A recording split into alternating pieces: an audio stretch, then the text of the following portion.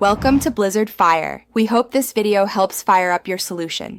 You start by confirming iOS 26 and shortcuts are ready, because this method uses an automation trick, not native wallpaper settings.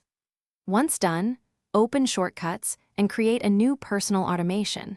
This allows you to trigger wallpaper changes. Make sure to give the shortcut access to photos and wallpaper permissions when prompted, since the shortcut will read and apply live photos. Then pick or convert a video into a live photo. This is the actual animated asset you will apply. Now you build the shortcut that applies the live photo as wallpaper. First, add a Photos action to fetch the live photo you prepared, because shortcuts must supply the exact asset. Next, add the Set Wallpaper action and configure whether it targets lock screen, home screen, or both.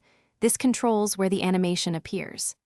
Then wrap this shortcut in a personal automation. Trigger options include time of day, opening an app, or an NFC tap, so the wallpaper updates automatically without manual steps. Finish by running the shortcut and observing the lock screen to confirm the animated live photo is applied. You must wake the phone and press or long press as required to see motion, since some setups need interaction.